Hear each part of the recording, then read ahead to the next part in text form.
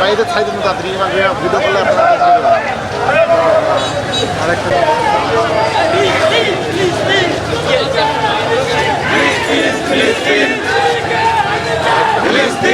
আপনারা জানেন যে ইসরায়েল ফিলিস্তিনের রাফা এবং গাজায় যে বর্বরিত হামলা করেছে, সেই বর্বরিত হামলার প্রতিবাদে আজকে আমাদের পার্টির যিনি ভারপ্রাপ্ত চেয়ারম্যান জনাব তারেক রহমান, তার নির্দেশে সারা বাংলাদেশের মহানগরে আজকের এই প্রতিবাদ মিছিল এবং সংহতি র্যালি।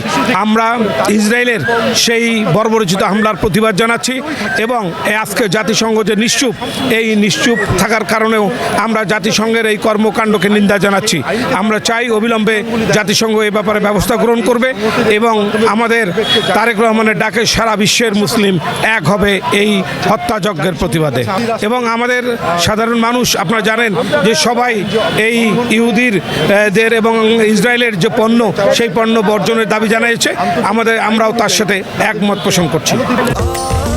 স্বাস্থ্যকর অল টাইম ফ্যামিলি কেক, সব সময় all time healthy life. Bangladesh জাতীয়তাবাদী দল শান্তির পক্ষে এবং সকল অশান্তির বিপক্ষে।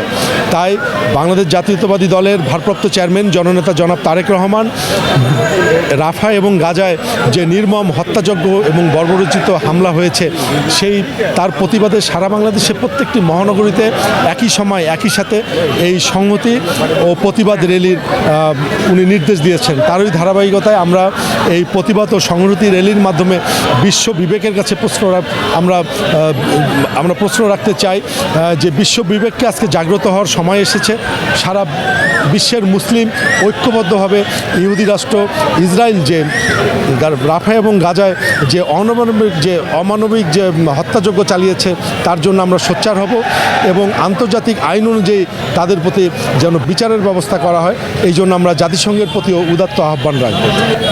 বিশেষ করে ফিলিস্তিনের গাজায় যে নৃশংস বর্বরচিত হামলা এবং যে অগ্রাসন যারা চালাচ্ছে, আজকে তারা ধ্বংসযজ্ঞ চালাচ্ছে, তার এই প্রতিবাদে আমাদের ভারপ্রাপ্ত চেয়ারম্যান এবং আমাদের যুবদলের সাংগঠনিক অভিভাবক জননেতা জনাব তারেক রহমান এর নির্দেশে আজকে সারা বাংলাদেশের সকল মহানগরে আজকে ধারাবাহিকভাবে আজকে এই এর প্রতিবাদে বিক্ষোভ ও শোক র্যালি অনুষ্ঠিত হয়েছে। সেই অংশ হিসাবে আমরা রংপুরেও বিক্ষোভ ও শোক র্যালি আমরা করলাম।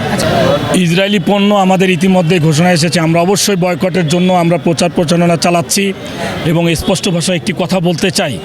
বিগত দিনে ফ্যাসিস্ট হাসিনার বিপক্ষে, স্বৈরাচারের বিপক্ষে আমরা বুক পেতে দিয়ে, বুলেট গ্রহণ করে, রক্ত দিয়ে আমরা কিন্তু এই নতুন বাংলাদেশ পেয়েছি। তার চেয়ে বড় বিষয় আমরা মুসলিম, আমাদের ইমানি দায়িত্ব মুসলমানদেরকে রক্ষা করা। এর জন্য যদি আবারও যুদ্ধ করতে হয়, আমরা নিজেরাও শহীদ হতে প্রস্তুত আছি। আমরা ইসরায়েলের বিপক্ষে সবসময় আমাদের অবস্থান অনড় থাকবে, শক্ত থাকবে এবং ইসরায়েলি পণ্য আমরা বয়কট করব।